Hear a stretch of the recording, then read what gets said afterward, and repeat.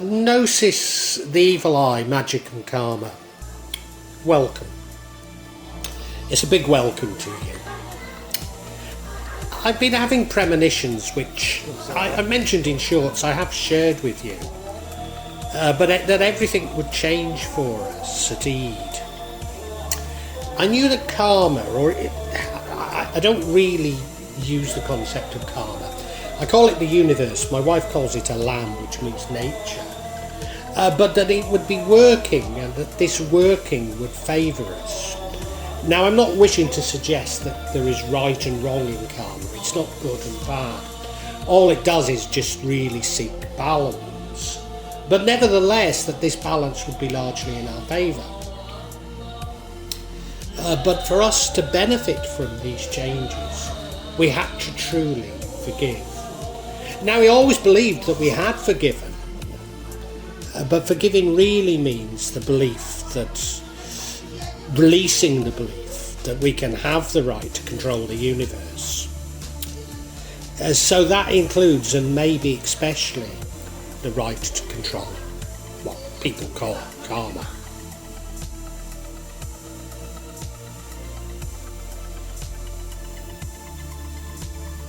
The evil eye. I've already mentioned in other vlogs that some Muslims believe the evil eye not to be sorcery. Nevertheless, it's still thought to be haram or forbidden. The evil eye is really just some people wishing harm on others, often through envy or jealousy, although very often greed is the underlying issue. Or is it? Anyway. My family have had problems, and these problems, I believe, come from 4 sources, each with people wishing us harm. The first one of these sources, my wife's family. In our village in Keedle, there's a feud within her family. Now, it's linked to the fact that around half of all males in the village would have had some sort of Kajawan training in magic. Indeed, around 10% of males would call themselves Dukan, witch doctor if you like. And mostly they would be practicing what is known as Santet, or Dukan Santet, black magic. So it's all linked up with these traditions. The family believe that the eldest brother, who is a Dukan, killed his own father and ultimately his mother through the use of black magic, and has used black magic to harm every other family member. And indeed, he was the person who was responsible for my wife losing her mind some 4 years ago. But you see, this is a feud. If you like, he's been sent to Tanger and Banton, which in England we'd say send it to Coventry. Sorry, I just made up the word send it to Tanger and Banton because I thought it was funny. But I mean not talking to him. So the rest of the family don't talk to him. And of course, things just keep going around and around and around. Nothing ever gets resolved. There's just a cycle of hatred that keeps repeating itself. Now, when my wife and I moved to Gnosis, we tried to break it. But it's absolutely intractable. He and his family are consumed with jealousy because all Westerners are seen as wealthy beyond imagination. And despite me having no income, not being allowed really to work in Indonesia, and certainly not really earn money, and my savings greatly depleted, not least through the mad practice of black magic, I am wealthy beyond my imagination when compared to the peasant farmers in Gnosis, at least measured in the materialistic terms that money can measure.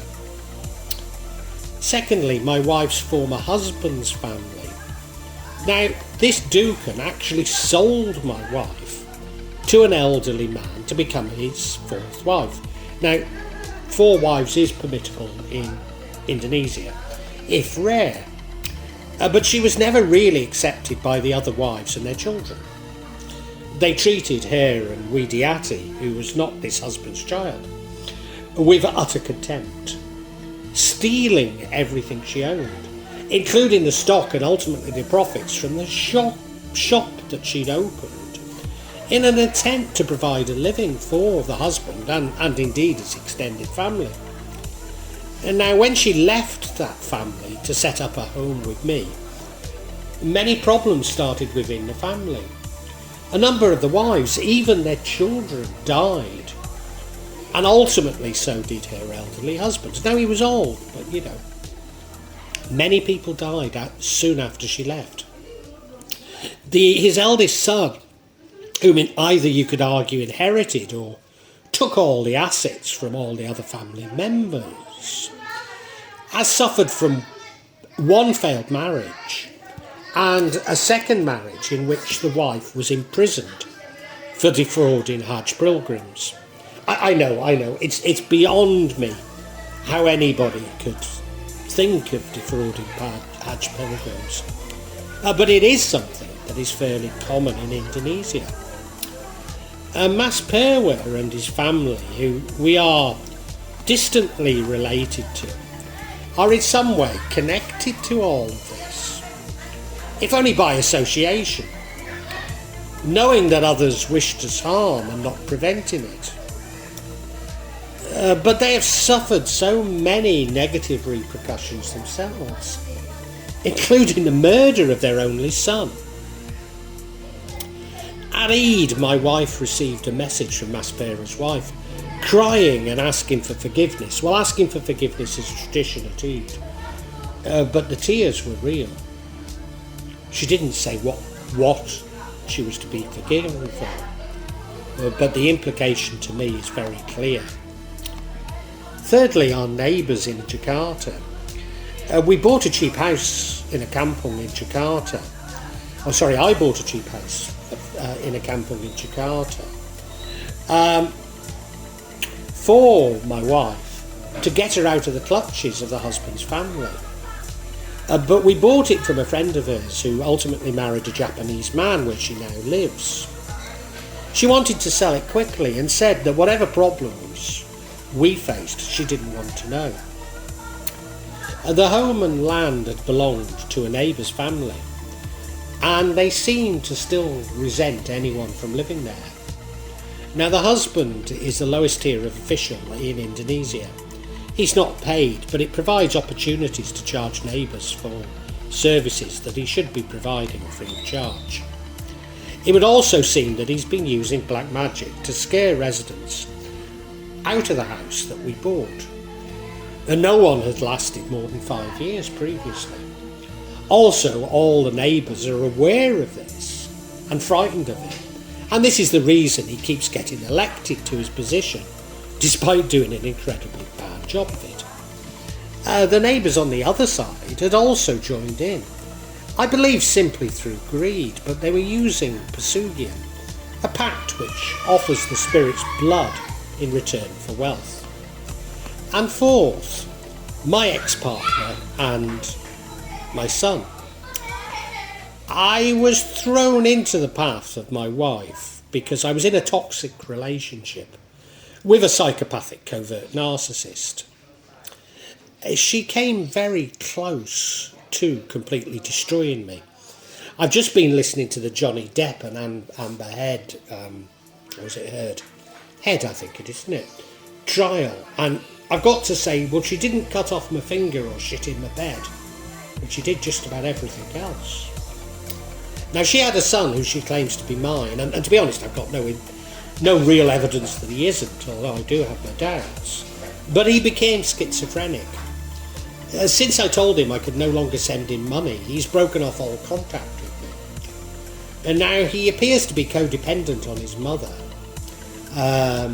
because, of course, she never loved him as a child.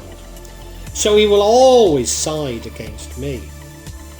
So we have 4 sources of evil eye working against us, and I believe all are combining. Well, how does this work? Well, I've talked about universal consciousness, that everything is conscious. I've likened it to the mycelium of fungi, that the intent of others affects us down these sort of fungi-like networks. As empaths, my wife and I have soaked up this intent, rather than truly submitting to the universe, or Allah, as my wife calls it.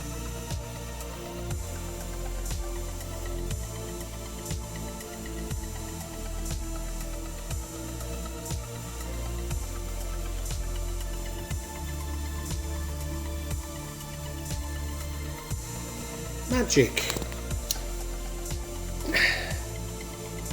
Now, I'm talking about magic. I'm not talking specifically about magic, black magic, because I'm not really distinguishing at this moment between black and white magic. Yes, you will have heard me use the term black magic quite regularly, but I've always known that this is something of an illusionary distinction. If you like, a movable line. It's not something that is hard and fast. A line that indeed I talk about negotiating within my own daily jihad. At times I believe that all that matters is will, i.e. the only thing that matters is the evil eye. The magic, especially ceremonial magic, simply focuses this will, this intent. In other words, everything is psychological. But just as I believe that, things happen. I witness magic working and think that it can be independent of this will. That the paranormal, if you like, has a will of its own. So I keep swinging between these two positions, that it's psychological or that there is something that's real. But if we add the universe or alam or karma into the equation, it begins to change. I've said before that karma doesn't see good and evil. Simply, it's the universe seeking to balance. In the Abrahamic religions, this is the role of angels.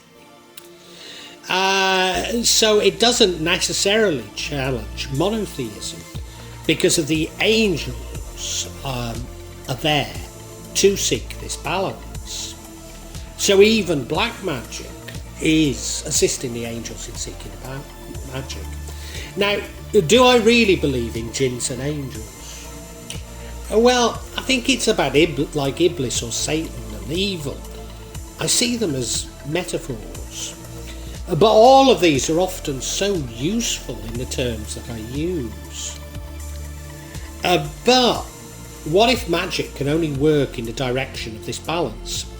In other words, if there is ill intent towards you, then black magic will work against you.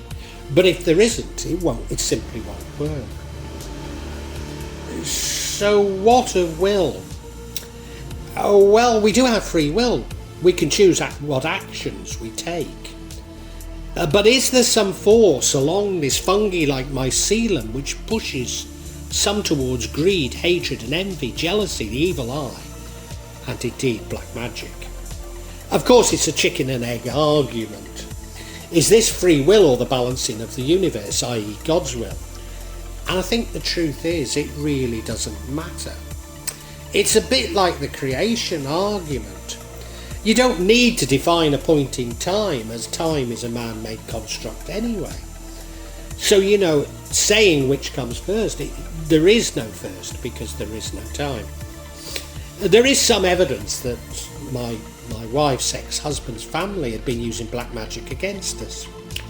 You may have also heard me hypothesise that some may be coming from my ex-partner and maybe even my son. But again, it doesn't matter. There's certainly plenty of evidence that the neighbours in Jakarta have been using black magic against us. I believe primarily aimed at me and destroying my health, and given that the Basugian pact to kill me.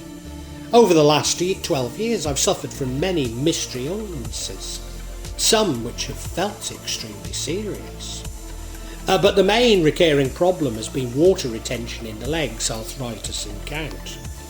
And I've regularly been unable to walk, and often only able to walk with difficulty.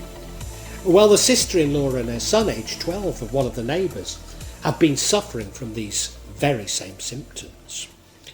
Whereas all involved against us physically shake when they meet us.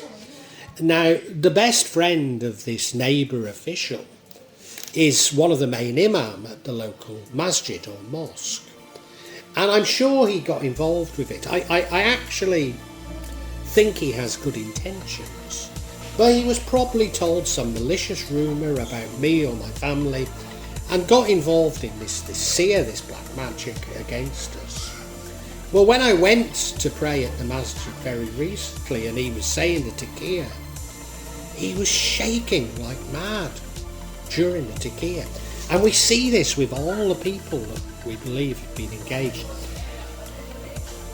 The Duke and brother-in-law has, however, targeted my wife. So whereas my problems seem to be coming from Jakarta, my wife's problems seem to be coming from Java.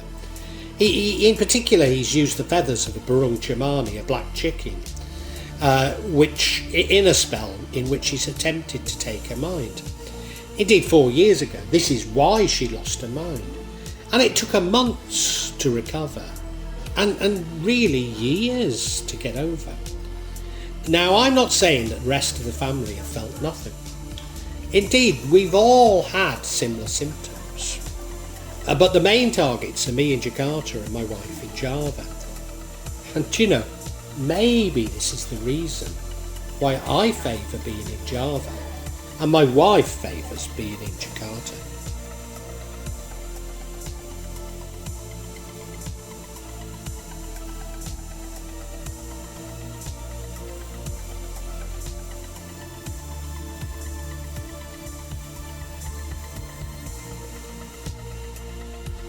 Gnosis and karma. As I say, I predicted change coming at Eid. The night before Eid, we felt the usual signs of paranormal activity, those needle-like pricks in our feet, headaches. I don't think I got conjunctivitis the other night, but conjunctivitis, something of an ear infection. My feelings of arthritis is coming on. But since Eid, we feel that an incredible burden has been lifted from us. We no longer feel these. I'm not saying we never will again, but we're feeling much lighter. Now, Park Arno, not knowing about my premonition, had told my wife that we were going to be very happy. But in order to become that happy, we needed to truly forgive. And I've been getting messages to use the light that I talk of. Now, this is the light of love and bliss.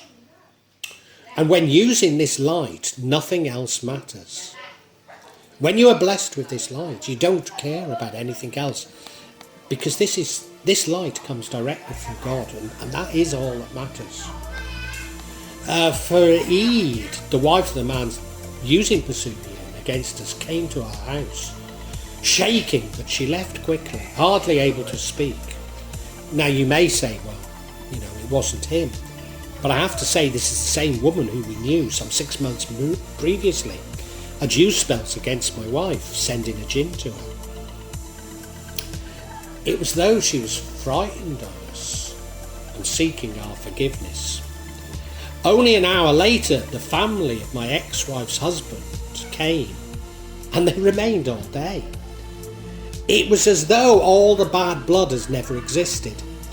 At least theoretically, my wife is the head of the family, as she is the wife of the former patriarch, despite being younger than some of his siblings. So yes, that's right, my wife is younger than some of her children, stepchildren. Again, it was as though they were seeking our forgiveness. Those seeking our forgiveness appear to be those with a conscience. Those who don't hold very negative views against us. And it's those who wished us harm. I'm not saying the others haven't. But the greatest negative consequences are still coming. And they're yet to be felt on those with the entrenched opinions. We all believe that we've always forgiven everyone. But really, this was us just simply taking on their pain as empaths, trying to understand why they were doing what they were doing to us. But now we've released it to the universe. True universe is behaving like nothing had ever happened. that the past doesn't exist and it's simply nice to see old friends. Because I see time as a human construct or constraint, I've always known that the past is an illusion, that we can change our trajectory by living for the present, and change the past by not even recognising that it happened. Well, yesterday was a very practical example on how we achieve this. We approach today and our future different people, like we're reborn, guided only by the light.